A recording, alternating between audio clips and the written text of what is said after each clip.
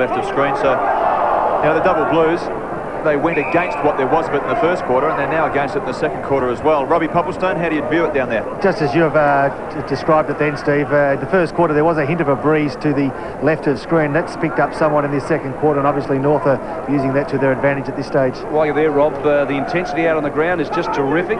Oh, look, it really is. At the same time, though, there's plenty of room to move if you're prepared to run hard to find the space, because at odd times throughout the second quarter, in fact, throughout the game, both Sturt and North Adelaide have been able to set up forward plays, but both defences at this stage are playing very well.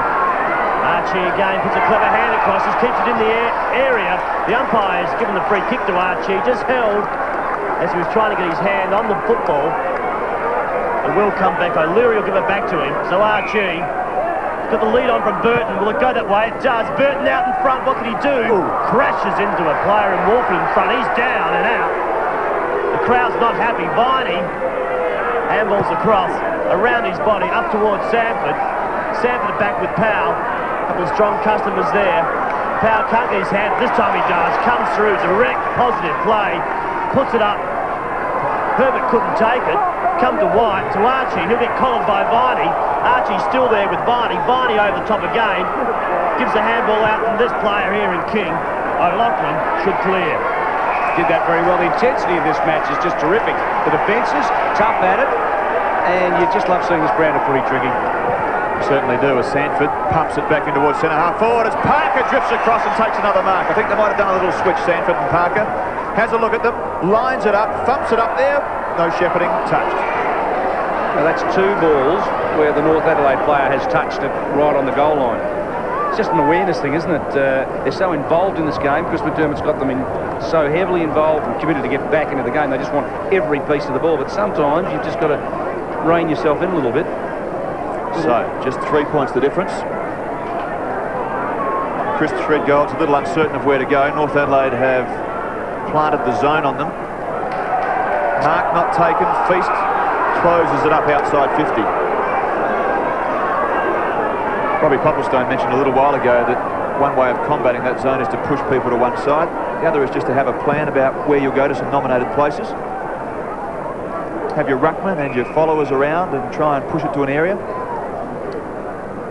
Phil Carman sits himself back down. I'm sure that sort of thing's going through his mind at the moment about how he combats that, particularly when you're going into the breeze. It's a tough gig when you've got to try and kick long, and they've set the zone up on you. Well done by Atkinson. Towards centre wing, only as far as Viney though. Left hand. Players pretty hot though, Gurkey. Noonan. There's their best trio probably in action. Threadgold's in the best spot, but Parker can do some magical things. Richter takes it off hands. It's a good contest by Threadgold. Feast uses the body well. He's in trouble though on the ground, I reckon, and so he went for the boundary line. I think it ricocheted off O'Loughlin, but the thing I liked, Threadgold was sitting under the ball. Parker just made the contest, and we've said it all day. Parker gives you a contest, forces the ball to ground and lets the runners run onto it, and I think that's an area Sanford needs to just grab the video and have a look at it. Big Feast takes front position. The arm over the top there by Herbert may have given away the free kick. The umpire missed it. The running Irvine gets it down further. The loose player in White. Look at that player slipped over, gives White an opportunity to run free. He does that. He goes to the top of the square. Big fella and Burton brings down an absolute screamer.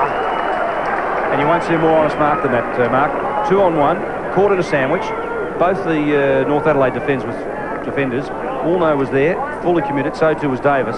And he just stood his ground with sheer strength and completed the mark. I know you have to mark it, and I know you have to get some links up there to get it going, but Atkinson's work at centre-half back again with the reflex handball was fantastic to Irvin. Don't like the way he holds the ball, though. Have a look at that drop. It's shocking. Julian Burton, kick 2 for the afternoons. He made the distance. I don't think he has.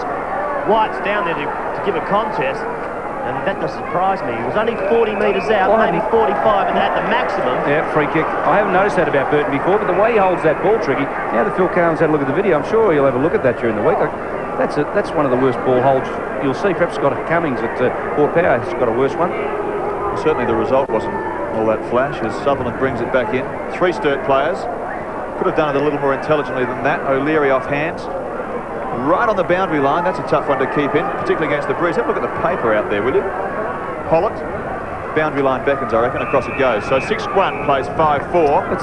Now, fellas, just have a look at this ball hold. Have a look how he gets one hand, the left hand over the top of it, and the right hand is probably not in a bad position, but as he takes away the left hand, well, the finish of it is all right, but the setup is terrible. I can't believe what you just... That is a perfect kick. To be fair, the finish is what you really want to be correct, don't you? No, I know, but I mean, just the setting up, to me, he's off balance. When the hand's over the front of the ball, when you take it away, you're always going to be a little off balance. I thought you were going to apologise for a minute there. Not at all. No, we'll fix that. The 26-minute mark of this quarter, Sturt still lead by 3 points. They've kicked against the Breeze for the first 2 quarters, and they're still in front. I think I'm a frustrated assistant coach, skills coach, Triggy. Grant Coffey, we haven't fixed him yet. But Scotty Cummins, we're working on him. You see in the background, you see the cut-up paper. It really is motoring across this Prospect Oval. That's how much the Breeze has picked up in this second quarter.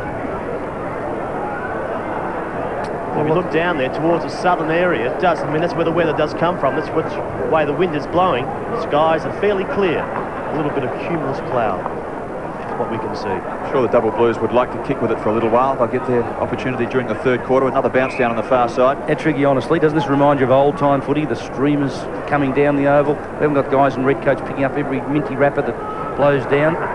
I tell you what it does, with that aside, it does remind me, it was just reminding me of some really good footy by the fact that the game was really open and free-flowing for a little while, for the most part of the quarter, and then when it got tight, both sides just pounced in on it a bit harder and closed the game down. So half-time, 3 points the difference, David, 6-1 to 5-4, and the Double Blues, I thought, probably played better than a 3-point lead. Well, you've got to say that that Breeze has blown up. North Adelaide, 3 goals for that term, kept Sturt to just the single goal, which I thought was a pretty good effort. Chris McDermott, I think, would have gone in at quarter time. Very disappointed with the way his boys were going about, and perhaps we underestimated the Breeze. Sturt, I thought, were just fantastic at the base of the pack. North, I said, weren't running through the lines, and I still don't think they are, because North Adelaide, when they run through 1 or 2 lines, there's probably... The only side I think that's better than them doing that is Norwood. And when they do that, they are an awesome side. But Sturt, to their great credit, have bounced off them, stopped them from running, and have held it up pretty well. And I think this game's beautifully set up for the second half. So that half-time score again, the Double Blues are 6-1, North Adelaide are 5-4. Both these teams will participate, you would think, in the finals. Sturt just have to win 1 more to get there, and they could meet each other in less than a month. See what happens in the second half on ABC Sport.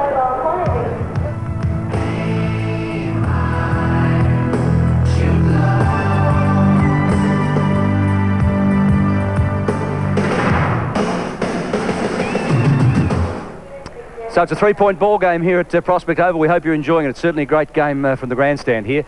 Well, one fella who spent a fair bit of time at Prospect Oval is Michael Noonan. Every week he gives us his view. Today he gives the umpires some advice.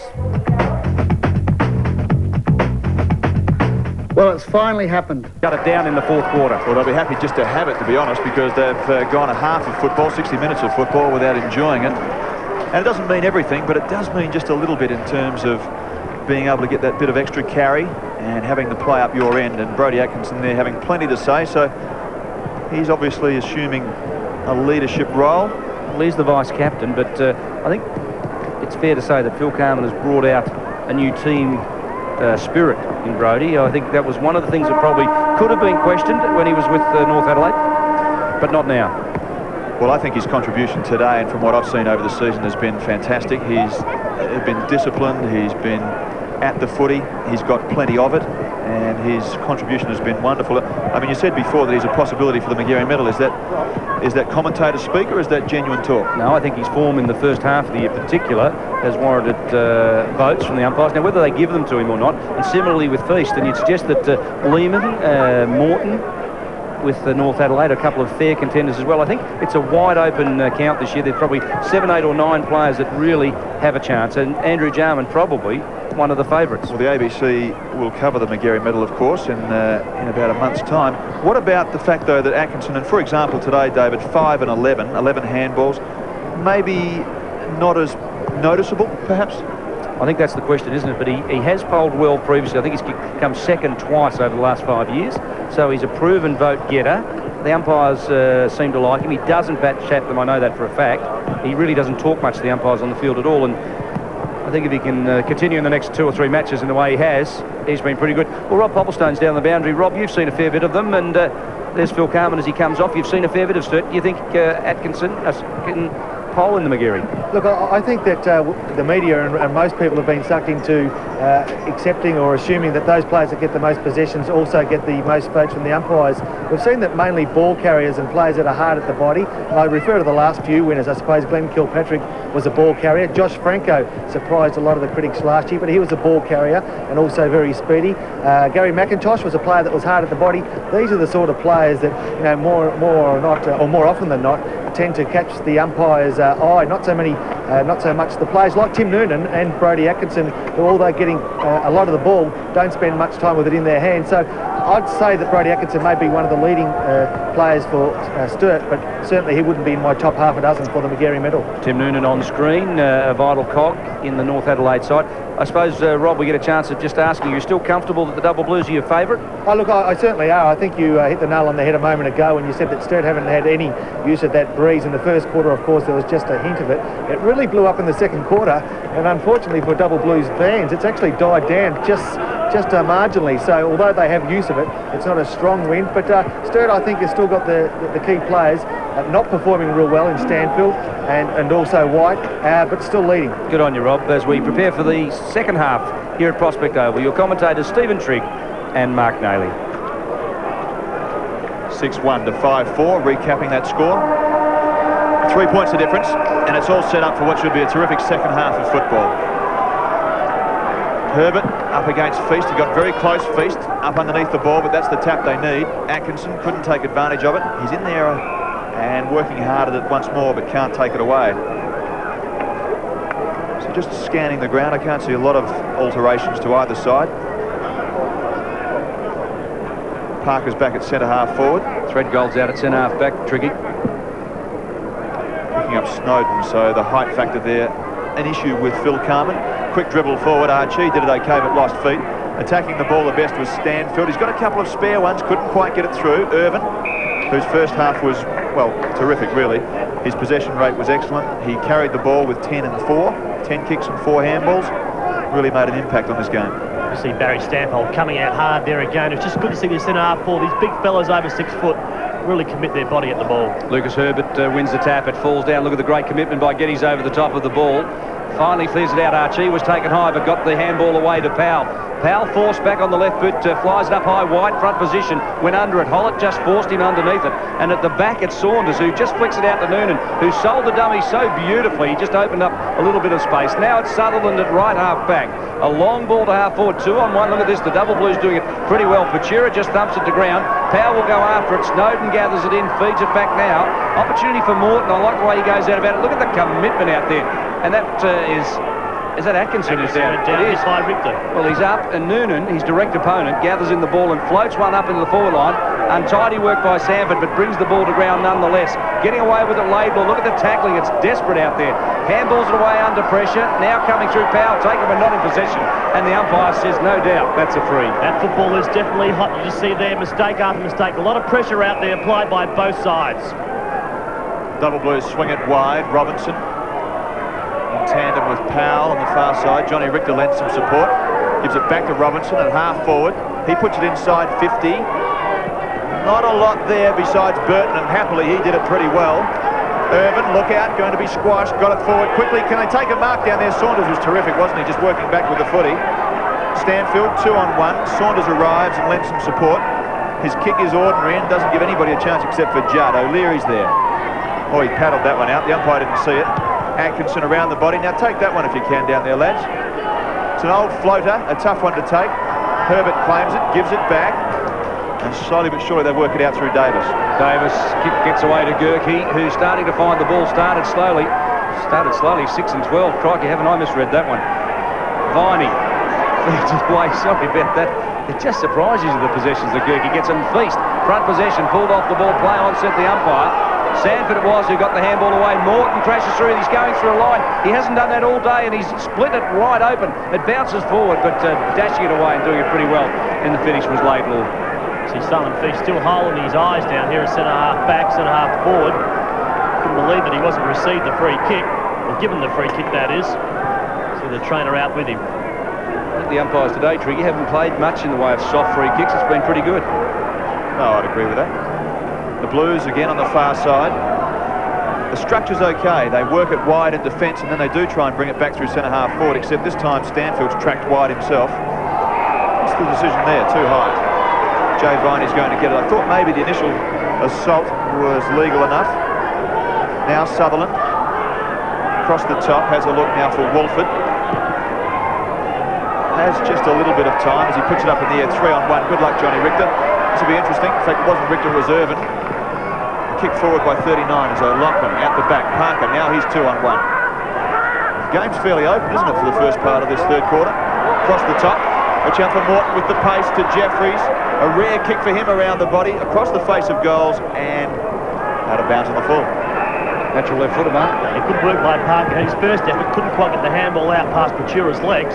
Went in again, received it again, and found a beautiful handball over the top. Had the vision, which is good to see a big player like that have the vision to be able to pick a player out in Morton. And really, Jeffries then should have centred it at the top of the square. Threat goal, the skipper goes straight down the centre now. It was 3-on-1. The kick had to be perfect, and it was. Picked out Soderstrom, who marks on the chest, flicks it wide. This is very similar to Port Adelaide, the way they just push the ball around, and then they straighten it up down the centre. It's a great steal, and it's working for them. Weatherall through the midfield, lines it up, big fly White to two hands who couldn't bring it to ground. Finally it's Sutherland, who just chips it short to King, just inside the 50-metre square. Flicks it out to Noonan, who's still running and trying to set it up. Goes towards half forward, and look at this, two hands, he's got it. It looks like Parker, and the big man's marked about 45 metres out directly in front. But he is kicking into the teeth of a strong breeze. Sorry, David, I've been pretty impressed with the big fella today. He really has committed himself. He's kicked 1 goal, 7 points so far, with 5 kicks, 8 handballs, but the big stat there is 8 marks. He really has committed himself and playing a very good role, maybe adding a bit of experience to that centre-half forward or that forward line. A Darryl Poole role. He is, well, he's doing that. I mean, he's giving a contest every time the ball does come forward. Now, it will be difficult with the breeze straight into his face and perhaps even going right to left. He'll take the right Good post. kick. He is a powerful man. It lobs right in the square. Off hands, an opportunity now for O'Loughlin. Was it? No, 32 coming away with his Laddams, the young 16-year-old. But finally, the Sturt defence through Richter. Work it out, chips it short. Soderstrom needs to play on, get support. They're starting to run Sturt and looking dangerous. That was Wharton. Through the half-forward line. White, two hands, brings it down. Couldn't take a clean possession. And now the North defence just hold it in and force the bounce. The game is in the balance at the moment. Still only 2-point margin here, and we're looking at the 6-minute mark of this third quarter. This is the match-winning quarter. We've seen it before. The double blues. They're kicking with the slight advantage of the breeze. They really have to kick a couple of goals. They need to be up by at least 3 or 4 goals up at three-quarter time. I reckon the side that can produce a forward that really stands out in the next 50-odd minutes of football is going to be the side that wins, because at the moment it's being pumped into each forward line fairly regularly, but they just can't quite find a return. Here now, though, is Parker. He might be the one. Missed. Didn't miss by much, though, did he? Off the boot, it was a goal all the way, Mark. Well, definitely was. He kicked his first goal in the first quarter. Just timed it beautifully. Maybe just a little bit too soft. He just allowed the breeze to take it across, but you can see the breeze is still out there, the way the ball moved. As we go down to Rob Popplestone on the boundary. Thanks, DB. Change down here. Phil Coleman concerned about how the ball's rebounding out of the double blues forward line so quickly. Ferguson's gone onto that forward line. O'Leary now sitting on the bench. O'Leary was great last week as a pinch hitter, wasn't he? Feast marks, flicks it out.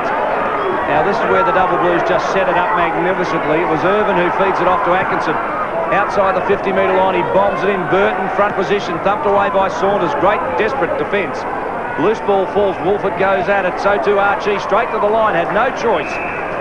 And Saunders looks for the free kick, but it's not forthcoming. Atkinson going forward, then had players over the top. He dodged and weaved a couple, got around the second player, then drew the play towards him. All he needed to do then was either chip the ball over the top or just get the handball in the direction where the player could have run onto it. But he decided to go more direct, possibly the wrong option. Wolford, I think, has dislocated a wrist or a finger. He looks in great pain out there. We'll keep an eye open for him. Davis handballs it out. Now, Wolford, number 14. Must be a finger. Yeah, look, he's calling for the trainer. He just wants, he's dislocated a finger. That's just, you pop him back in yourself, Mark, don't you? Don't you? Don't ask me. Didn't have one of those. So we'll have a boundary line throw in. The Blues elect to have a follower jump up across the top. was Geddes. He couldn't be effective with it. Oh, Ben, good luck. Ben Judd holding the footy. It's a bit hard to be holding the footy, I suppose, when no one's got hold of you. Now he's gone for it. Well, interesting decision, and probably a pretty good one from the umpire, because he was slung around, held onto it, not until they laid a hand on him did he give the free kick. Hodges now at half-back. You wouldn't want too much of a strong breeze, would you? He'd end up over the concourse. Timmy Noonan started to work his way back into the game. 12th possession for him. To the genuine centre wing spot. Soderstrom took a screamer in the first quarter in that same spot, couldn't do it. Free kick, play on. Weatherall got it from Richter. High ball right up towards centre half forward. Stanfield just jogging along behind there, needed to make more of an impact. Perhaps got himself out of position. This is Gerke on the far side. Being called to play on by the umpire. Brodie picked it up, but it was a little bit too late. Far side now has King with the footy. He turns around in front of a scoreboard, which reads 1 point the difference. The Blues are in front. And a beautiful mark. Finally taken by Sanford, who's making an impact on the game at long last. You mentioned before, Tricky, about finding a forward that can take a mark and take this game apart at the moment. We've got Parker up there marking the ball. Big Sanford's only had 3 marks this afternoon and a couple of kicks, but this could be a very important goal if he can make the distance. I know we've seen a couple of times here, 40, 45 metres out, he might be able to make the distance. The big fella can definitely kick a football. From about 35, and he too got very close to the man on the mark, concerned about the breeze. It's right up to the line and touched. So there's some oomph in the breeze. Glenn Sanford, Mark, we remember last year he dislocated that shoulder, and I reckon they take 12 months to get over. We were a bit critical of him in the first half, but if you've ever dislocated a shoulder, they're very hard to get your confidence back, and for the type of game he plays, he needs to crash through and bang into players, and I think he's just feeling his way back in and gaining confidence after that shoulder dislocation. Beast at the back brings the ball to ground. He does that pretty well. Snowden forces it forward, lets 2 North players, one's King and O'Loughlin. King gathers the kick, puts it to the point of the square. It's a big fly, front position. Laidlaw almost gathered it in. At the back, it's flicked out. This is Parker, snap, it's a goal. Parker gets his second. And that's the one North Adelaide won. It puts them a goal clear in front, into the breeze. Well, that's the first major for this quarter. We've played just over 10 minutes, nearly 11 minutes in this third quarter. It's the first goal, and the goal to the Roosters, one that they needed. It puts them in front, but it was a good setup. Again, plenty of pressure. The Blues player nearly took the mark on the goal line. We regret he didn't. Laidlaw, because Parker just picked it up and put it up over his shoulder and put up his second for the afternoon. 3 other games around town this afternoon. Glenelg trailing Port Adelaide by 2 points. Maggies are a bit wobbly at the moment, aren't they? West Adelaide by 23 points and Central District by 20 points at Football Park. North Adelaide into attack once more. Taken off the pack by Powell. Tries to use his strength. Umpire put the whistle in the mouth and left it alone. North Adelaide now with some numbers. Here's Morton. He's got a couple of spares. Watch out for Parker, who gets on the end of it. Sanford's there as well. Jeffries, Laidlaw. They're under the gun now, Sturt. It's going to be a nice little test of their character to get out of this. There is some real passion out there, Mark. Maybe it might be a little bit critical of the umpiring, but it's what we haven't seen before. I mean, they letting this game flow, let this game go at the moment, which is good umpiring. I mean, over the last couple of weeks, we have seen them get very technical with their decision. Today, we saw there with Powellman to go, and we just saw then also with a double Blues player being pulled off the football. They're letting the game go. They're letting it flow. Great to see. Couldn't agree more. Atkinson handballed out to Robinson, who's kick into space, allowed the big ruckman for North Adelaide, Lucas, to run onto it. Shows a good turn of speed, the big man, and pushes it back. No Mark Robinson. Play on, said the umpire. Weatherall just paddles it back. Geddes tried to crash through. Atkinson's in there and holds it all up and forces the bounce. Well, the crowd right behind this one, and it seems to be growing by the minute, the crowd. It is a good crowd, and they're seeing an excellent game of football. It's funny, isn't it? We've been saying how Sturt looked the better side in the first half, but all of a sudden you look at the scoreboard and it's 13 shots to 7 in North Adelaide's favour. Sometimes tells a bit of a story as Powell comes through. Another possession for him. He's done plenty of bullocking work today with 12 and 4. Lucas Herbert tries to crash his way through. Probably should have gone for holding the ball, Niles. Yeah, should have gone there. Just dropped the football to the umpire. As they said, they're letting the game go. It's good to see. Now they're at half forward, and it's a good mark taken out there by White. The players are appreciating it too. Their attack is fantastic. White wheels around on the left leg, puts it within scoring range. It comes out the back. Stanfield. Perhaps mobility is not his key feature as he goes around the corner and hits the post, the red post, so it's out on the full. Yeah, it's the only question mark you'd have over Barry Stanfield. He's not that mobile, and these days, if he's trying to get a position back in that Adelaide Crow side, it's going to be hard. You need to be big, you need to be able to be immobile, and never take a big mark. But if we've seen him, I mean, we saw him against Port a few weeks ago. Yeah. Kicked the bag full, kicked his sixth for the afternoon. 5 in the last quarter, wasn't it? And last week, he was on his way to doing that until he got that knock above his knee. But I know Phil Carman, speaking to him after the game last week, is pretty impressed to have Barry Stanfield, a player of his quality, standing centre-half forward. Morton feeds it out to Gerke and turn to King. They're running now, North Adelaide. This is what we were critical of them not doing in the first half, but they're clearly doing it now. That was Viney pushing it on towards Sutherland. Gathering the loose ball, Jeffries needs support, doesn't get it. Oh. Now back there, Archie. What's he doing back in defence? Pachura off the ground. Well, it's gone as far as King, who's played pretty well. Former Woodville West Torrens player. Forces it wide out there and underneath it, marking it is Parker, mark number 9. He's done that a couple of times, Pachura, off the ground with the boot, and it's just... I mean, if it's part of the team rules, that's fine, but it doesn't give you a lot of certainty about where the ball's going to finish up. I agree with that. You're better off to take possession and Be purposeful with it. Look for support. Well, they're impressive stats. 2 goals, 2, 9 marks, 8 handballs, and this will be kick number 9. Can't ask much more of a centre-half forward mark than that, can you? The 15-minute mark of the third quarter, you look at 16 possessions already and 9 marks and 2 goals. That's a really a day's outing. Well, he's hit the post once. This one's going to drop short, I suspect. Powell couldn't gather in. Stanford over the shoulder has gone for a miracle goal, and he marks his own kick, plays on, couldn't get it out. There'll be a bounce in the forward pocket. Good commitment. Great commitment. A couple of handy players there, Glenn Sanford and also Parker. They're giving a little bit of bite up there in the Roosters forward line. But the other end, Stanfield, and also the big fella in white, and Burton just aren't doing enough when it comes down there. Just got a bit stodgy at the moment, the double blues. Besides Atkinson, perhaps, they're not getting quite that drive they were in the midfield, or from the midfield, as they had in the first half. North Adelaide, conversely, are making it happen. Sanford's caught cold. Reminder of the score, 43 plays 37, 6-7 to 6-1. North Adelaide by 6 points. And they're within range once more. Numbers at the footy for the Roosters. Morton cleverly around the body, and that's a great take from Nicky Laidlaw. The young Adelaide Crows decides to switch it across the face of goals to give them some space.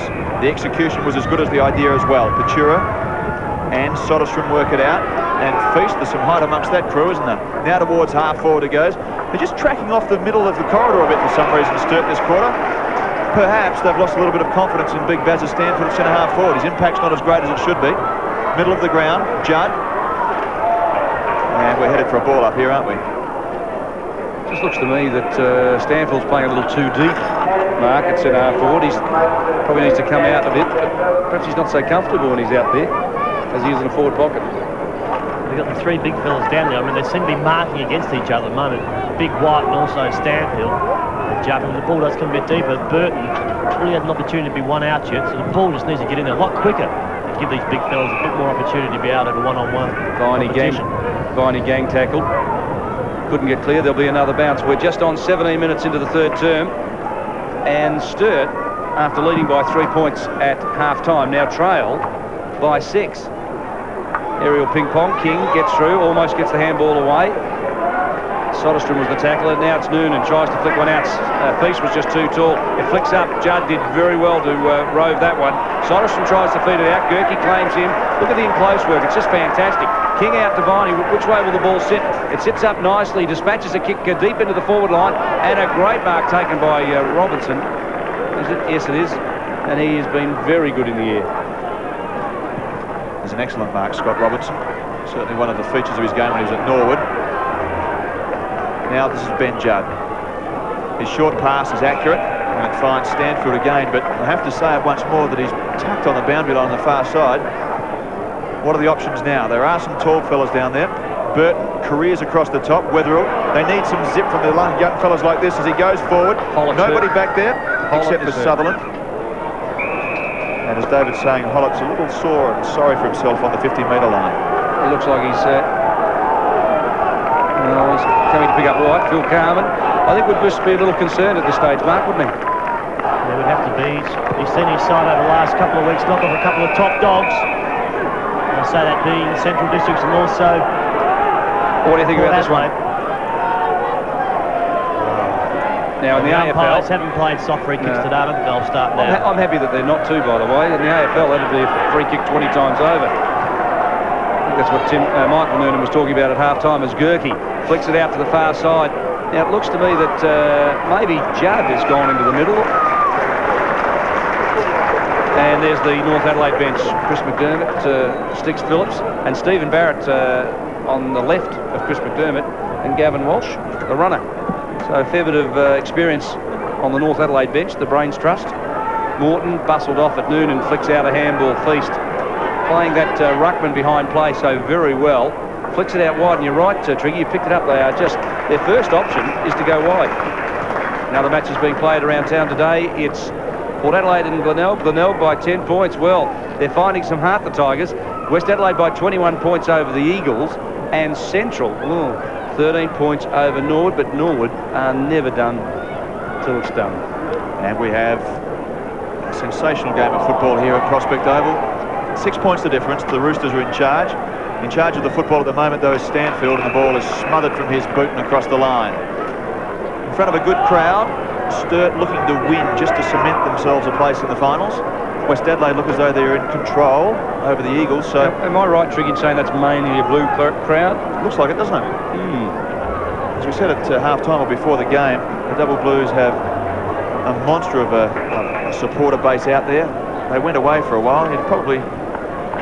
I was going to say couldn't blame them, but they've had some tough times over the last 10 years, and people have chipped off, but they've regained some interest over the last 20 games of footy, which is great. You put your $50 in. Gurkey. Opportunity now for Weatherall. Concedes a little bit of ground. To be Laidlaw coming down from defence. Having Ferguson. Ferguson, was it? Thank you. Appreciate that, fellas. Didn't realise he'd come on. Well, Popplestone hasn't kept me appraised of the situation. We'll have to... He did? I'm told. Okay, I was really focused. I'm sorry. Right, that's... No. That's it. Go to the bench for a while. Yeah, I better have a rest. Now, this is Rocket Rodney Saunders, and his options are fairly limited. Sturt have gone into the zone as well, which means that they've got players strategically placed at positions to try and cover all the areas. North Adelaide have worked it through, though, haven't they? Because Gurkey's got it, goes to the far side. King is there, so too is Powell. Really like Powell's game. He's probably not as clean with his use as you'd like him to be, but he gets plenty of it. Middle of the ground, spoiled forward. Feast probably needed to do a little bit better than that, because the player charging through ended up with it. You're right, though, about the umpires letting it go. They've swallowed their whistles, as the phrase goes. Now there's a chance. They work it through. Middle of the ground is Morton. He can score a goal, but not this time, because it's just been touched on the line and through for 1 point. Just been a mark there we just saw right on the goal line. It's quite pick the Rooster player up. North Adelaide have kicked 1 goal for this quarter, and Sturt have only managed a point with the breeze. There's Gentry, as we see there. Really took a sensational grab on the last line. Feast, front position. Getting more of the football now. You suggest that Herbert's maybe running out of a little bit of punt. It's Atkinson who goes to half forward. Stanfield front position. Davis has worn him like a glove. Ferguson certainly has made an impact since coming on. Look at the kick. It's a beauty. Burton marks 25 metres out directly in front. That was a beautifully placed kick. Just put out in front of the big fella with the long locks. Arms well out in front. We see a change has been made in the boundary. Might just get our roving boundary rider to pick that up. Thanks for that, Nails. I'm down here, and yes, the change has been made. Joseph Hicks coming off the bench for the Double Blues, and Andrew Geddes going onto the bench as Julian Burton lines up. Thanks, Rob. I'll just make note of that. Hicks on, Geddes off. It's been a bit disappointing, Geddes. Burton. Oh, one step. That's got to go nowhere. Now, really, you just can't point. We might get you to comment on that. Kick for goal, Mark. His kicking style then and get an action. We just saw him from the time he lined up. He took 1 or 2 steps maximum, and then he's put the ball in the air. The only direction it was going to go was straight up in the air. We may come back to that later. Again, North Adelaide working hard, trying to get themselves organised. Sturt had gone into the zone, and a fair bit of footy on the far side of the ground with Stanfield taking the ball wide. That last little entree forward they had was from a wide position on the grandstand side. This time they're wide on the far flank, so not quite as efficient as they should be at the moment, the Double Blues, and they're paying for it on the scoreboard. 44 plays 39, 5 points the difference. And Richard Gerke, as David said, started the game relatively quietly, but since has worked his way back in to have tallied 25 possessions. Just accumulates them, Tricky, doesn't he? Just goes about his business quietly. He's got blood somewhere. Spot the blood. Well, it doesn't matter how minute it is, that's the rule. He's on his right wrist. You have to support him on that issue. No doubt about that. Play coming on, number 26 for the Roosters. Benny Armstrong, he's a player that you like, Mark. Yes. Half-back flanker, back pocket. He's a bit of a utility type, and he's a hard-running player. Kicks a goal too. 6-8 to 3-3. North Adelaide this term have scored themselves 1 goal 4, and the Double Blues just 2 points. Bounce down. Oh, Sutherland held onto it. In the end it worked okay. This is Hodges, the will of the wisp as he goes towards half forward. And Parker has been quite terrific at centre half forward or full forward, wherever he's played. And Mark, you wouldn't change perhaps Robinson? Something has to be done because Parker's on top. You see the big blue defender there taking in front. Well, there's Robinson. There's Robinson. Player we're speaking about. Yeah, good in the air, isn't he? At the moment, Parker's on top. Well, he has a chance of turning the game, and I think Robinson has just got the ability to fly in the air and either outmark Parker or go with him. And I'm not sure that Soderstrom or Couture are that comfortable in the air, particularly. Servant over the top.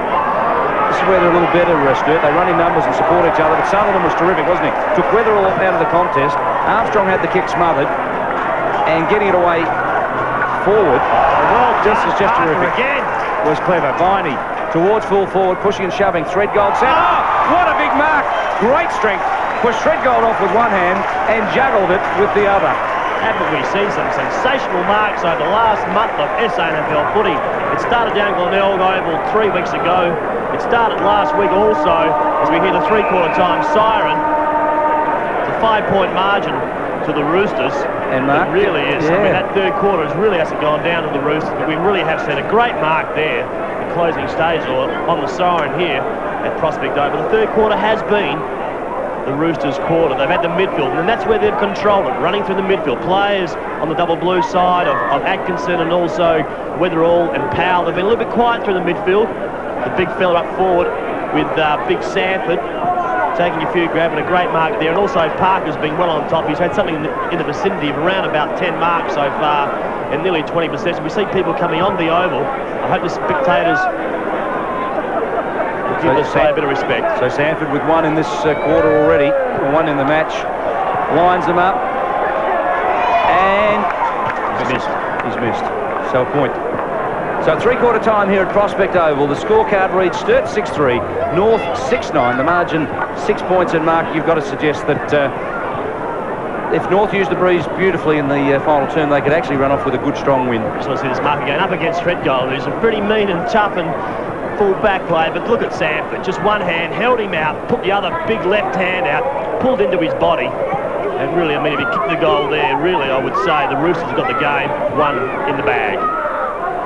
Well, there's still plenty of footy left. 6-9 to 6-3 at three-quarter time. As you can see, Chris McDermott in the huddle there. He'd be fairly pleased. Since quarter time, the Double Blues have only been able to manage 1 goal 2, and so they're up against it. But I say again, if they can get themselves a win here, they've got themselves a cementing of that final 5. So at three-quarter time, 6-9 plays 6-3, and ABC Sport will bring you the last quarter in just a moment. And to the highest level that we can go, hopefully premiership. I suppose to take it easy, watching a bit of TV and just enjoy sort of most sports, playing sports and that sort of thing. I rate Scott Hodges as a very good opponent, but I think generally they're all pretty tough. I think the biggest influence would have to be probably my parents, and I think probably most of the coaches that I've had, they've all had some sort of input. Probably I've always used to like the way Tony Antrovus and probably a person like Jack Painter played. I've got a very brief recollection of my first game. Yes, I think it was against Central Districts at Football Park. I always wear the same underpants every week. Yes, yeah, I think the passion sort of, it's probably, I always thought that I did, but I think this year has made me realise that, yeah, it's still there. Probably the last 3 weeks has probably been one of the highlights of the career.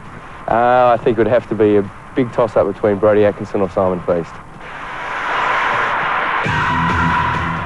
I think you're right, Chris. Brodie Atkinson and Simon Feast certainly will figure amongst the Magarey Medal favourites as we go to the Magarey Medal night in just a month or so. Well, Phil Calm and Rob Popplestone, I think, was happy at quarter time, but I don't think he'd be too pleased at three-quarter time. JB, you're right. He's not too happy at three-quarter time. He thought that the back line, even the centre line of the Sturt side, didn't use the ball effectively, especially coming through their key positions. I think what was pointed out quite a few times, wasn't it, throughout that third quarter, that Stanford was leading towards the defensive side of the ground, and really they didn't make much use of what little breeze there was in that third quarter, and now have got themselves in a bit of a quandary. Not too many times I've seen Chris McDermott happy in his footy career, but he was certainly happy throughout that third quarter. He's a perfectionist and wants perfection, and he thought that the options with their short handballs were very, very good, and that reflected in probably North Adelaide getting the edge on Sturt in that third quarter. He was full of praise for Parker for presenting himself at centre half forward, and also Sandford for providing a contrast at full forward, and said that he feels as though Sturt have ran their race, that they're getting a little bit tight in the legs, so he really wants their runners to put their hand up and take control of this game. G'day, Rob. Just a quick one before you disappear. The crowd down there around the coaches, big crowds enjoying the coaches' three-quarter time address. Oh, look, indeed, especially North Adelaide. They were very quiet at quarter time, but at three-quarter time, they were very enthusiastic, and all supporters giving a bit of a pat on the behind and the backs of the North Adelaide players, and full of encouragement for their side to get on with this game. All right, Rob, great report. Thanks very much for that. Phil Carman still addressing the players as we go to the three-quarter time scorecard here at Prospect Oval. And it shows North Adelaide leading by 6 points. They're 6-9 and Sturt are 6-3. Parker has a couple. Herbert, Polner, O'Loughlin and Sandford, one each for North Adelaide, while Burton, the leading goal scorer for the Double Blues, with two. Statistically, Mark, you'd suggest that that quarter, North got on top, which it shows on the stat sheet. You see there 11 more kicks, and I reckon most of that would have been down to that last quarter. They really did take control of that game. Handballs there, actually well on top of those, nearly 40 possessions more on that side. But the hit-outs again, I mean, Herbert at the moment really is lowering the colours of the big Simon Feast, who I've been pretty impressed with over the last few weeks. But the big fella, number 2 for North Adelaide, Lucas Herbert, really has matched him in the centre square work and also around the ground, and also marking contest. He's been on top as well. Now, Chris McDermott there, Mark, read the body language for us. And look at his body language coming through. Phil Carman wants a kick and a catch. I'm sure you'd love to be out there. Well, it's that sort of day, Triggy, isn't it? It's almost the day you want to pull on the boots yourself. It's perfect for football and a great atmosphere. Philip Carman, I've seen it training a few times, is probably fit enough to still do it. And there was that debate last year or the season before, wasn't there, about whether he'd pad up or not? Actually, as I remember, you led that one. Can I just butt in here? I mean, I played alongside of Phil Carman the last couple of months in the DJ Witten's game, and he lasted half a quarter. He's not as fit as you think he is. Which is half a quarter longer than you, Nails. Now, there's a few statistical things, David, that are fairly interesting. We've been calling Jason King a lot, haven't we? Mm-hmm. But all of a sudden, you look at the statistical score sheet, he's had 27 possessions, 12 and 15. Well, he's a junior medalist, I think a reserves Magarey medalist, so he knows how to find the ball. And the Eagles, I think, gave away a player who's able to find it, and he's now a bit like perhaps Stephen Barrett when he left the Eagles and came to North. He's found his niche and is developing into a terrific player. Gerke the same. Just looked at those three-quarter time huddles. Sturt had more supports around their huddles, boys. Right, your final term underway. Stay with us. We're live till 5. Your commentators Stephen Trigg and Mark Nayley. Can the Blues get out of this little bind that they're in? Atkinson will do his best to make sure that they do. The weather looks threatening, and the Double Blues will have the first entry, and it will be through Ben Judd. Classic kicking style, right up to within about 15 metres of the goals. Burton across the top couldn't take it, and that is a fairly deliberate action, but you'd never give that one deliberately out of play by the umpire. It was just good defensive work from Hollett. Yeah, White there, he's been up a few times, had a few big jumps today as the big fella, and White hasn't been able to take one as yet, but still, you never know, the game's still got another 25, possibly 28 minutes to go. Loose ball through the midfield. Opportunity there for Snowden. Feeds it back into the middle of the field. Morton, who's picking up a bit of the ball now in this second half. Feeds it off to Noonan, who has been an important player in that third quarter particular. Now Hodges. There's not much of him, but he runs and runs. I wonder whether he'll get a second chance at AFL football. Jeffries. 70 metres out, puts it up, just delivers it in. Oh, there's a strong mark in the air. And underneath that one, Robinson marks in front of Parker. Now, I haven't checked, Mark, but has that move been affected, or did he just come in to assist Sturt? Along the side. He's had 10 possessions today, four big grabs, but he's been played pretty impressively. It's getting very dark here at Prospect Oval. The big black clouds have come across as Patura goes towards the boundary line. Pushes it across the top. They need to score, the Double Blues, certainly better than they have in this last couple of quarters. Irvin, big kick winner today, 13 and 8 for him. Now he's on the far side with Archie. And Dudley's a little uncertain of what should happen as well. In the end, probably not a bad option. Thumps it up long, good mark taken down there. Inside range, it's White. Good work by Burton, just off the ball, just held his player out, just to allow White to have a little bit more time to be able to balance himself. You just see here in the corner of the screen, just watch Burton, just held him out long enough. That player I was speaking about was Saunders. Now, I've said that he's inside range, but it is a difficult kick because watch as it goes through. There's a streamer on the goalpost, and it is giving you some indication. There in the same position, couldn't quite make the distance, but was very close to the man on the mark. Just watch for the streamer here and the kick, of course. The streamer showing you how strong the breeze is. The left leg goes in, it's very close, just touched. Through for a behind, so the Blues edge a little closer, but they need some big scores. There's a 5-point margin now here at Prospect Oval, the 2.5-minute mark of this last quarter. The Blue supporters, they haven't given up hope. A good grab there by the big fella on White. They need him to fire, they need Burton at full forward. The big fella centre-half forward in Stanfield needs to take a few grabs, as does their ruckman, Simon Feast. He needs to give a lot more than what he has today. Low-scoring game here, so 2 goals in the final term might make all the difference either way as Ferguson heads out after it and can't quite contain it. Well, it's been perfect conditions, David and Stephen. When we're looking at the goal kickers, you're right. There's only been 6 goals kicked by both sides, 12 for the whole afternoon. A lot of points have been kicked, but really, I mean, the Oval's in perfect condition. The breeze isn't that strong. Should have seen a lot more, but the defences on both sides are on top. In other matches around town today, as the ball goes out, Glenelg by 1 point over Port, so that's a tight one. At Adelaide Oval, at Woodville Oval, it's West by 14 points over the Eagles, and Central by 20 points at Football Park over Norwood. And a lot of people, I think, would have suggested that Norwood might have won that. I don't think Central have beaten. I don't think Central have beaten Norwood for 2 years, and I'm told Gary McIntosh is on crutches. He's on crutches. There's something serious. And there's no doubt that at the same time, the Bulldogs would lift a little bit for Roger Girdup's 250th game today as well. Just that bit of extra sting for them. An ordinary attack from the Blues, picked off by North Adelaide. Now they come to the grandstand side. The offer is being put up by Snowden. Spoiled forward. They've got the numbers, the Blues. Hicks got it forward. Ferguson needed it to set. The protection wasn't all that flash. Back it comes towards Soderstrom. He gives ground, not much. In fact, the umpire's waving play on. North Adelaide do it very well and they'll get out of trouble. Just kept their head there and did it well. Here's Parker. Haven't we seen some of this today from him? Mark number 11 for him. Standing his ground is Robinson. Spoiled forward, 32 for North Adelaide. Did it pretty well too, did Laddams. Here's a race between Jeffries and Feast. Support comes and Feast clears the ball away. Feast kick looks for Patura just inside the line, or no, he was just out and was out of bounds on the full. Well, good work by the big fella. He put his foot down, got rid of Jeffries, got the ball back into play, lifted his eyes, he saw the big fella Patura there, but just couldn't keep the ball inside the boundary line. But still, I mean, he tried hard, Feast, just couldn't finish it off. Dan O'Loughlin with the ball, fair amount of congestion. What's happening here? Now, there's been a FAD, there was an incident in the goal square, so they reversed it at the point at which the kick was being taken. So Patura gets the ball, big fly Herbert, he's landed solid on his back, he's up and he's okay. Viney, Atkinson claims in, Ferguson through traffic, feeds it off to Stanfield who needs support, gets it in board, running at it is Judd. He's told to keep running, he straightens up, Hollick got there, but not quick enough.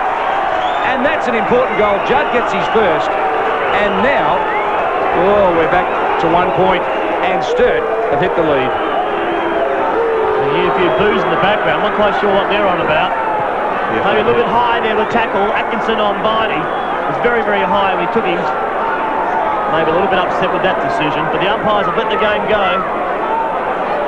I think the boos from the North Adelaide crowd would be for the FAD that was down in the back pocket. Oh. It was well done by Ben Judd, though. He backed himself in.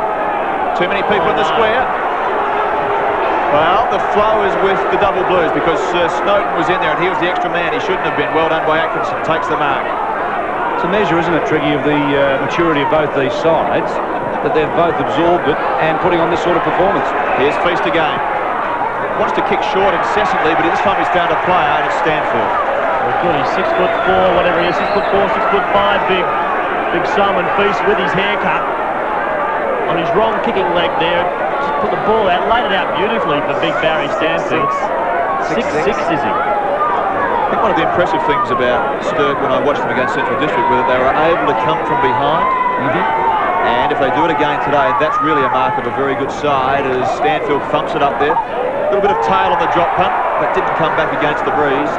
And Burton likewise couldn't control it. Robbie Popplestone, what about the breeze and what about the mood on the boundary? At the moment, the moods are fairly hot down here from both camps, and the breeze is actually still favouring left of screen, but only marginally. An interchange has been made by North Adelaide for that FAD that cost North Adelaide a goal.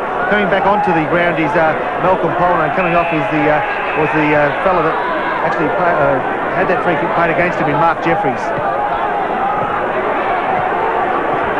I was going to say, it looked like Chris Laddams to me. No, it was Jeffries. Sorry. Thanks, Rob. You've got it right again. The accurate one. We shouldn't doubt you. And you've tipped Sturt today, too. Well, three-quarter time. I thought you might have been in trouble. Look at this. Snap. Wide. Loose ball. And Hollett quite content to run it across the line. Stanfield just hurried it a bit much, didn't he? Didn't have to. He had a little bit of time, but you're being a harsh critic if you pin a bloke for that, because in that tight situation, with just 2 points in it, he wouldn't have known what was around him and hurried it. Just quickly, Stephen, when they've got the wall's been set up by the double blues, the ball does come out here by the Roosters from the back pocket. The double blues have got 5 players just sitting back waiting for it to come out. One of them there in Irvine. He will take it. But they've got Feast set up, they've got Powell set up, they've got Kick set up, and also Richter across that half-forward line come wing. 20 player there to help them get it back for the Roosters, number 39 in O'Loughlin. 22 possessions to Irvine, who puts it to the point of the square. Big fly. The pack spoils Archie in just to create a contest. Towards the line it goes, and Noonan quite content as we go down to Rob Popplestone on the boundary. Another interchange being made by North Adelaide at the moment. Chris McDermott trying to find a winner up forward. Coming off is the young fella in Chris Laddams, and back onto the field is Ben Armstrong. The ball comes back into play. Herbert thumps it down. Weatherall gets the kick into space. Underneath this one, Atkinson fights for it off the ground. He goes towards goal. Oh, well done, Saunders. Just held it in. Didn't concede the point. Strange business, isn't it? Because Sturt in the third quarter with the breeze couldn't get a goal. North Adelaide now is struggling to find a winner up forward with the breeze, and the flow of the game is very definitely with the double blues at the moment. And they're kicking into what breeze there is, even though, as Poppy said, it's dropped somewhat. Boundary side now, North Adelaide really under some squeeze at the moment from the Blues as Feast sets back. Simon, you really needed to keep it in front. That could be so costly. Sutherland off hands, takes it and takes a bounce. If they score, Feast will bury himself, I can tell you that. Across the top it goes. Sanford's there, so too is Threadgold. Deep trouble for the double Blues, and Threadgold is good enough and experienced enough to drag it under. Now Simon Feast, if I was you, I'd get down there and get amongst the business. Laidlaw was very good too, wasn't he? Knew that Threadgold was in a little bit of bother. Just bottled it up beautifully. Now Sanford will do the ruck work. Takes it out, tries to snap, ducked his head, went to ground. That's holding the ball. No, said the umpire, play on. They're letting it go again as Armstrong, who started on the interchange bench and has come on and, without making a great deal of impact, is claimed by Irvine but was already across the line. And Phil Carman feeling the effects, the stress of being a successful coach. He's done it the last couple of weeks. We saw the Magpies last week put up a challenge for the double Blues. They responded again. Got up victors. We're seeing North. They're not going to lay down. It's only 2-point margin here. Soderstrom would enjoy this mark, a former North Adelaide player, not required by the club. Played a good a couple of seasons with the Tigers and now with Sturt. It's got a fair day out as the big fella's going to action. Here's King again. He's played a blinder. Pretty effective with his kicks as well. All 14 of them. Oh, well done, Laidlaw. We see the free kick, so he put his foot down. We just see that. Put his foot down and took off. Laidlaw, Triggy? Are we likely to see him in Crows colours this year, or is he a longer-term recruit? Oh, look, I think, for the club to recruit him, they've obviously seen something significant in him. And at the start of the year, there was some concern about him because he couldn't get himself fit enough to play. But over the last 6 weeks, since he's been on the senior side, he's been great. So he's every good chance. And that was just a little bit too high. So the double blues again. Punch it towards half forward here. Stanfield gets a push in the back and a free kick. 50-50 job according to David. Just shaking his head here, but Stanfield's got it. He's buried, nose down the dirt. Pushes it up towards Burt. North Adelaide really feeling the pressure now as it goes out towards half-back. 2-1 out there. The leg speed's not going to be with Herbert, but certainly the sensibility is that he gives it across. Dark as it is, Noonan gets it. Standing still was Snowden, not the ideal one, but here's a free one. Armstrong could have gone with a handball, decided not to. The kick's not a bad idea, and Threadgold, despite not looking at the ball, took a terrific mark. Just some players can go forward like that and just create something that's there. I mean, that was a terrible choice of option to go forward. It was 2 players versus 1. Comment Mark Nayley, former South Adelaide, Carlton and South Australian Rover. Joining us in commentary today, Stephen Trigg, our guest commentator. If you've just joined us and wonder who that strange yet familiar voice is, great body work over the top of the ball, and the desperation is heating up. And other matches around town today, Port and Glenelg at Adelaide Oval. Port by 2 points, they've got their nose back in front. West by 14 points at Woodville Oval over the Eagles, and Central by just on 14 points over Norwood. Looks like that's a tight one. What the hell is happening here with these men in white? What's going on? Someone fill me in, because I could not pick anything out of that. Players had a red-hot dip, a couple of good shirt fronts, a couple of good hits. Stacks on the middle, so the umpire racing from 30 metres away and gives away a free kick. King is called to play on as he ran off his line, and it just made him hurry the kick. Pachura bounces. Gee, he was lucky he wasn't gathered in by Gerke. The kick wide is a beauty. Ferguson underneath it. He's good in the air, this big fellow, and he's pretty mobile across half forward. He's giving Viney some problems. Oh. Well, you're not happy with the kick. Trigg and Nayley have called it. You heard it. That's the old death ball. See you in hospital, fellas. Nobody on the half-forward line likes a kick like that as Morton relieves the pressure. Crashing through, Powell went without it. Now Ferguson tries to make amends. It was Robinson to Pachura. Correction. Now it's Irvin, who's been very, very good today. A high ball into the forward line. Archie, the only one who really can go for it for Sturt. Judd. Well done, Judd. He's kicked one a moment ago. It was a winning kick, and now, as he finished it off, it's drifting and off to the left. It looked good off the boot, but the wind got it and forced it to the left. They looked so good, the double blues, when they stopped chipping the ball around, head direct towards their targets. But at the moment, every time they go too far, too wide, that's when they get themselves into trouble. We've just seen them, the lift of the eyes, drove the ball forward towards the target, the leading player out there before, and that's what happens. Players sit down, they read the front of the pack, that's when you kick goals. A good mark by Gerke. It's a great mark. North Adelaide worked it away from the Sturt zone. They're just not quite covering the gaps well enough, Sturt, on those kickouts. Through the middle of the ground, again it's King. Threadgold nudged him out, the umpire waving his arms around. Laidlaw cleans it up at the back. Some pressure on this kick with the left leg. It's beautifully executed though. And it finds Feast. Now he does have this propensity to go short, but this time it's okay. It's neat. It's found Ben Judd. Hasn't he lifted a bit in this last quarter? Across ground. Soderstrom. The spare one is Archie. It goes that way.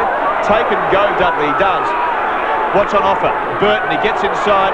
Shouldn't want to do it all himself because there are some good options up there, but he hits it and nails it for a goal. Well, make us eat our words, Dudley. He's got it through, and the double blues extend their lead to 9 points. It might just be enough. The double blues jumpers are running from everywhere to pat each other on the back. There's plenty of enthusiasm still shown by both sides. The Roosters will not give up. They will bounce back, but a great setup by Archie. Stephen Trigg decided he shouldn't have gone for the goals, but the young fella got around one player, just inside 50 metres, put the ball in the air, he fired it through, and down the boundary line, Rob Popplestone. What's happening? There's players coming and going everywhere. There is. Both coaches looking for a winner to change and secure this game. At the moment, Chris McDermott's doing most of the work.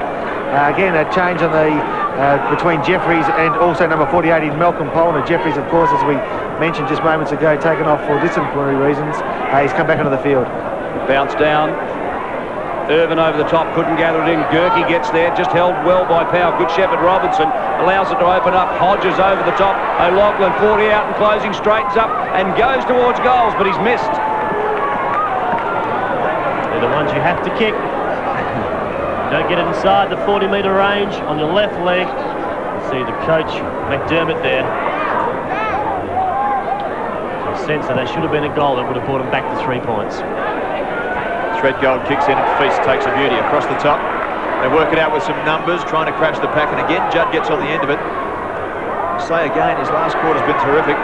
10th kick for him inside 50. Here's Archie again. Can he break the game open? I think he can. Oh, the Blues are careering away with the game. What a sign of maturity from them. 2 goals to Archie in this last term. And the Double Blues extend their lead. 16.5 minutes gone. 9-6 plays 6-10. Yeah, just you got a feel for the players there. Locken going forward before, missed the goal. The turnaround came straight down the ground. 2-3 kicks. Len and Archie, good contest again to set up half forward. They went direct. That's the good thing. They went direct towards centre half forward, but they found Stanfield. Come off the pack. Archie snared it straight towards goals. That's the way to play this game of football. Back in the centre. Feast didn't get the favourable bounce. Snowden's gone into ruck, by the way, and we've got another bounce down. Double Blues have got this game in the bag now. 17-minute mark of this last quarter. They are on top. The Roosters need to kick a couple of quick ones, and they're going to stay in this. They need to kick a goal within the next 3 minutes. Feast was very good, shoved it right down the throat of Atkinson, who fed it off to Ferguson, who really has made an impact since coming onto the field. Burton crashes out. Saunders has worn him like a glove today. Weatherall, who had a great impact on last week's match, but really hasn't had the same impact today, goes towards the line, and Hollett takes it across, and there is a very keen fan. Little prayer. All of a sudden, it's 14 points the difference. When it didn't look like the Double Blues were going to get out of it. Great tackle done. Still in business now, the Double Blues. It goes towards the boundary side. North Adelaide relieved just a little bit of pressure. Gerke's running up and down on the spot. Ferguson's got the fresh legs, and Robbie Popplestone, you can often tell from boundary side when a side feels it's still got a chance. Do you think North Adelaide still rate themselves? I think they do, Tricky, and Chris McDermott is hoping that he's... I think that's reflected in the amount of moves that he's made in this last quarter. He really is trying to find a winner and trying to find a combination that can produce up forward. I think they're really pulling across their half-forward line. Parker really has been unsighted in this last quarter when he was probably the player that got them into this game in that second and third quarter, whereas that player now who has the ball, Archie, has fed off beautifully to Ferguson, and Burton on the lead has really provided a focus for the Double Blues. No doubt about that. We are 19 minutes into the final term, and it's a 14-point ball game as Ferguson bends it back, putting it towards the point of the square. Hollett and White go at it. Now, that's been a great battle today back there, Hollett and White. Who do you reckon's won that one, Mark? Just about broken in. Maybe the big fella there with the skinhead and the goatee beard. The tough little nut at full back, come in the back pocket in Hollett. Maybe he had the better of White. He's been up there, he's given a contest. Young White just hasn't been able to finish off and kick enough goals. This is the Don King lookalike talking about Chrome Domes. Is it taken by Feast? It's been okay, Feast, since about that first quarter when he was probably shaded by Herbert. Sutherland doesn't need to draw him, Scotty, just get the thing forward as it goes now towards Snowden, and so too Herbert, who's gone to full forward. Double Blues have been pretty good in defence, haven't they? They've just closed it down when they needed to. Laidlaw, big trouble. Still got it away, though. The Blues are in command, though, as they get the ball towards grandstand wing. Or perhaps half-back Atkinson. No doubt about what he wants here. He managed to find a little bit of extra energy. We know the ball's out there. There's a bit of a foot race is going to occur. He just seemed to dig a bit deeper in that heart. You hear that play. Listen to me. He's barracking for his side. He wants the Blues to get up. Well, there have been tight matches this year. In round 2, it was 15 points. In round 15, it was a draw as we go down to Rob Popplestone on the boundary. Well, Phil Cohen making one of his few moves in this desperate last quarter. Andrew Geddes just preparing to come back onto the field, and I think you'll find that Joseph Hicks will come back off. Thanks, Rob, for that. White feeds it back inboard. Cut off by Viney, who's had his hands full all day. White just gets away, and he's picked up a free kick. The umpire will bring it back. And it has to be said today, I think the umpiring's been the best we've seen this year, and they've encouraged the players to go at it, and we have had a spectacle. It's been fantastic, and the players have enjoyed going hard at the ball, which they've done all day. Viney to Armstrong, a flip away. Oh, Weatherall was spectacular. What a ripping steal. Gives it off to Robinson, who's been strong in the air. Inboard Geddes, who sat on the bench and has just come back on. He was a bit rusty, wasn't he? Powell couldn't quite gather in. Weatherall comes again. Great second effort there. And getting it away was Morton on the left boot towards half forward, and Pachura defending stoutly, Marks in front of Parker. We saw Parker in that third quarter to set the game alight. In this last quarter, it's all been down to Dudley Archie. He's kicked a couple of goals. It really has been the difference. Yes, you love that out of your half forwards, don't you? Just when you need them, they pinch a couple. We heard Robbie speak at three-quarter time about the fact that Chris McDermott seemed satisfied with what they'd done. You just wonder, don't you, whether North Adelaide all over felt satisfied as though the job was done, because the Blues have certainly played with a bit more punch in this term. No advantage paid. Should have played the advantage. Probably should have been. He had a quick look at the umpire and then realised there were two Sturt players nearly on him. So Hodges, not exactly the muscle man of the side. 10 kicks, 2 marks. He's absolutely no idea about where he should be going at the moment. There's nothing up there. They're standing together like sheep. The kick carries about 50, and Herbert crunches the pack, can't take it. Feast has played the back play pretty well today. It goes across towards Richter. His support is provided out there by Stanfield. Might be having a run on the ball at the moment. A couple of bounces and a third. It'll go across the top with the handball. Judd, watch out though, he's going to be pinned. No, he's not. Deft little sidestep. It was neat, wasn't it? And his kick, not quite so good. It's picked off. White. Still got the numbers though. That looked a bit casual, didn't it, Steve? North Adelaide defend it and do it pretty well. Out it comes Noonan, feeds it off to Morton, lifts the eyes and goes long and wide. Loose man out there. Who's that? I think that might be little Laddams, or Lachlan again. Thanks for that. And Jeffries. Come on, Niles. Can North Adelaide get out of this? You only have around about 6 minutes left in this game. Sturt by 15 points, as we see there on screen. Yeah, it's just not enough. I don't think so. I think Sturt will hold on. Rob Popplestone will keep his tipping record intact, and Sturt will win 4 in a row for the first time since 1988, where they won 5 in a row, Triggy. Yeah, they had a run home of, I'm not exactly sure now, it might have been 7 or 8, wasn't it, to get themselves into the finals in the last gasp. It's a good number. As they go forward again, North Adelaide, they just can't penetrate that Sturt defence. It's been pretty good in this last term.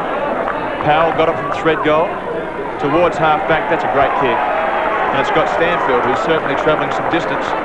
Maybe White's come out towards centre-half forward to fill a gap where Stanfield left it. The kick carries 45, perhaps 50 into what breeze there is left in the afternoon. Stephen White takes a strong mark. So that's his forte, isn't it, in the air? He only had 4 kicks, only had 3 marks and 4 handballs, so 8 possessions this afternoon. On one of his big games. Big raking left foot. The thing I like about Burton is he's prepared to play in front, isn't he?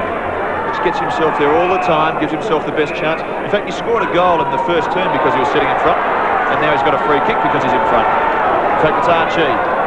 Again, he pumps it forward. Here's Burton now. Whoever keeps their feet's a chance here. The North Adelaide defender did it beautifully. Who's that at the bottom of that? That was Wolford, was it? Wolford. Sat upon by Big Burton. It actually was sat upon. Rode him into the ground. Possibly may have picked up a free kick, similar to what Archie got just only moments before. Interesting having a look at these teams. We thought that perhaps Norwood, Port and Central, the top 3, were certainties to really be the contenders. But Sturt and North, with the type of game they played today, finals pressure, finals football, they've been very tough. Maybe they just throw themselves in as a wild card and a real bona fide contender. Gerke, back to Armstrong, and turn back it comes to Morton. Now on the half volley, Parker, that was an extra effort. Snowden, undecided, goes wide and dropping back under it. Laidlaw, who's been a very good defender today. Really stamped himself as player of some quality. Patura, whose last month has been outstanding. Marks one-handed is fouled out for disposal. Sanford, just a little bit of aggression, got there too late, and the FAD goes down to Robertson down the field. You're not happy, Mark? It's out of frustration, I wouldn't like to know. The ball was well gone, possibly. If it is the AFL, that Sanford would be charged with charging. Simple as that. So it's Robinson towards half forward, big pack, front position. That's a mark to be claimed. Man in front, was it David? No, it's Snowden. So Snowden in front of Stanfield. Marks at half back. Just doesn't seem to be the same urgency of playing on. They're not switching the direction of play. Sturt defenders are getting back quickly and doing it pretty well. O'Loughlin handballs it away. Feast feeds it back one step. Soderstrom forces it wide to Richter, whose last couple of weeks have been terrific. Only 4 kicks, 9 handballs today. 4 kicks, 10 handballs, but he's still been solid. Out it goes to Laidlaw, who pushes it further afield. Ferguson. Well, he's balanced, the big man, isn't he? He looked pretty good, and Archie on the half volley was stellar. Had his pants ripped off, but still gets away the handball in the direction of Ferguson. And now it's another bounce. And Archie just beautifully picked up off the ground. They're running out at full pace. The ball came down, half volleyed it. Very, very impressive. He really has had a good last quarter. Can only be minutes left in this game. Sturt still by 15 points. Talking about Ventura being hit after he kicked the ball away. It's a really grey area of the game at the moment, isn't it, with respect to the late attack on the player taking the mark or getting the kick. Well, that was very late. That one, the ball had already gone. Bustled forward, free kick going North Adelaide's way as Powell was about to take it away. It's been excellent, Powell. One of 12 players in this Sturt side today out of their 21 who's come from another SANFL club or from Victoria, so they're chock full of recruits from all over the place, but it has given them some stability and allowed the young blokes like Weatherall to play very well. Fit in. Here it goes to the boundary side. As Mark Nally said, the game is nigh but over, and now it is over. The Double Blues are victorious, and for the first time since 1988, the Sturt Football Club have got themselves into a league final series, and it doesn't matter what West Adelaide do now. Sturt have booked their way there with a magnificent last term. It saw them kick 3 goals and 4 behinds, and they've done magnificently well, Niles. As we go down to Rob Popplestone on the boundary. Thanks, DB. With me again, successful coach Phil Cummins. This is becoming a bit of a habit, Phil, but I'm sure it's one you really don't mind. Well, I just hope that you fellas keep coming to the games. That was sensational. I was concerned on Thursday night with our approach. I thought we would start to layerise a little bit of training, and even though I was confident throughout the day, it only came down to the last bit, didn't it? Now, he started off pretty well, but just at the end of that second quarter, maybe in that third quarter, it looked as though North Adelaide may be starting to gain the ascendancy. So again, Sturt showing plenty of character in tight situations. Oh, exactly. We knew that we knew that hit us hard early, and I felt that our strength has definitely been the last half, and particularly last quarter of each game. So if we could weather the initial storm, that we might get out of them. They're a very good side, though. They are. They move the ball well. They're quick hands, but the pressure that you guys put them under, especially through that midfield, sort of started to make them make some unnecessary mistakes, especially late in that last quarter. Yes, exactly. You know, we just if you keep applying the pressure to them, because they do like to flip the ball around a lot, if you keep at them, eventually we'll get a turnover. I was really impressed with the endeavour that the boys showed. North are quick. We haven't got quick legs. We're just a pretty basic unit, and they play with quite a bit more flair than us, but unfortunately we got the result today. Yeah, looking pretty good. Stanford, of course, wasn't so much in the game, but Glamour Boy Burton up front, he's sort of lifted in the last few weeks. He seems very much a confidence player, and today he presented himself pretty well.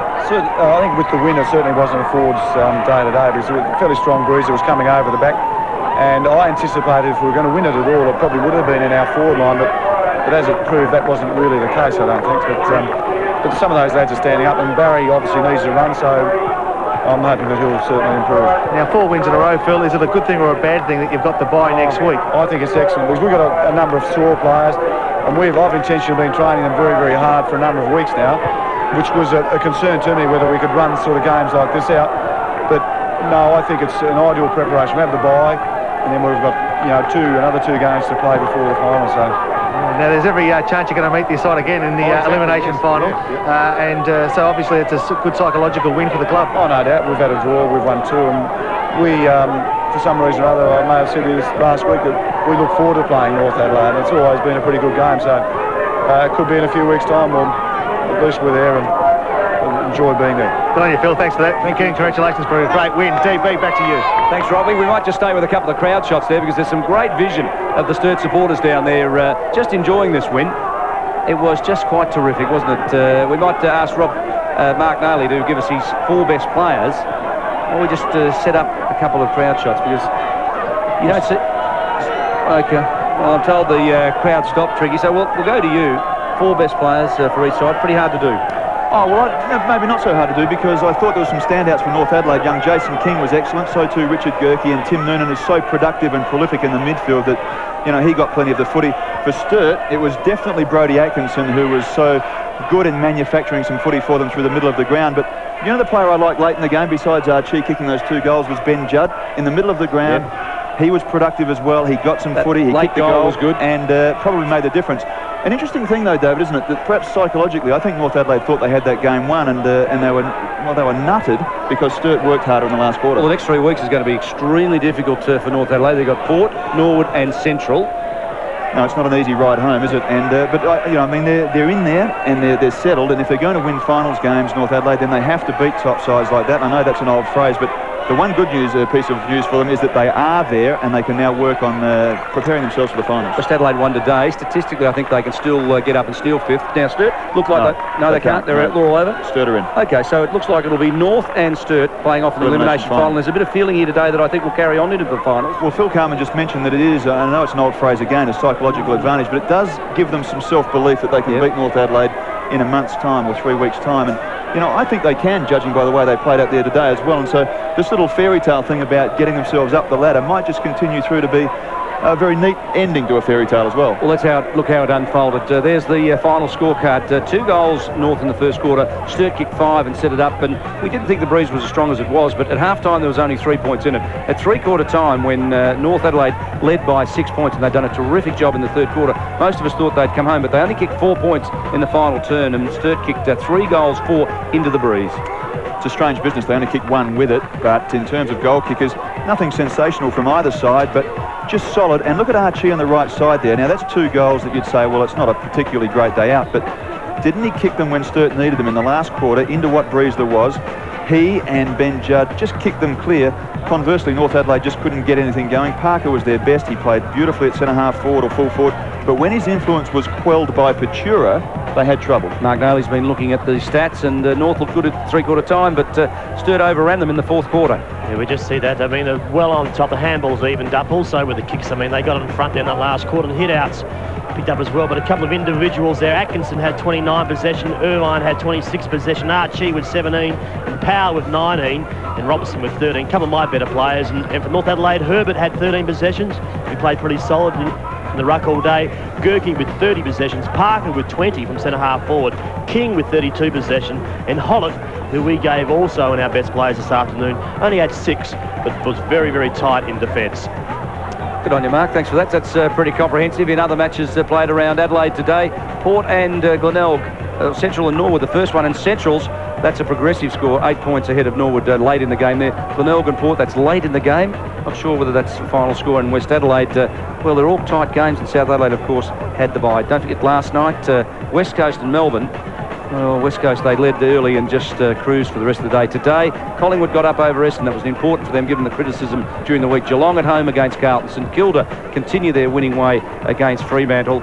And don't forget tonight, we'll see Brisbane and Port Adelaide together. We're going, of course, for Port Adelaide Power, but Brisbane, I think they're in something like good form. And tomorrow, Sydney and Hawthorn, Richmond, North Melbourne, Adelaide and the Western Bulldogs here at Football Park, and we're all looking for that big one. Next week, our match of the day, Port Adelaide and North Adelaide at Albert Oval. That'll be live at 2 p.m. Now, we'll bring you updates throughout the day of the West and Glenelg match at Richmond Oval. We'll have a second team down there. Sunday, South and Central at Noarlunga Oval, and of course the Eagles, Sturt and Norwood all have the bye. So we just explained that they are playing North Adelaide, Port Adelaide next week, so we'll get to look at North Adelaide again with the ABC, but Norwood have the bye. It's unusual to have 3 teams with the bye at this time of year, isn't it? It is, but freshening up for injuries. Had they made it, like the Eagles are out of it, and Norwood is still there, but Sturt, I think, could use the rest. I think Norwood could certainly use the rest. Just a quick one, you're going to be back next week. You've had a little cameo appearance today. If I get invited, we'll see how we go. Oh, we'd certainly invite you, Trigger. You're welcome back any time you come. Now, a couple of things we need to probably talk about Mark Nayley. We've got a graphic about some of the players that will retire, and Mark's done a little bit of investigative reporting, and you reckon that some of these guys are going to retire, Mark?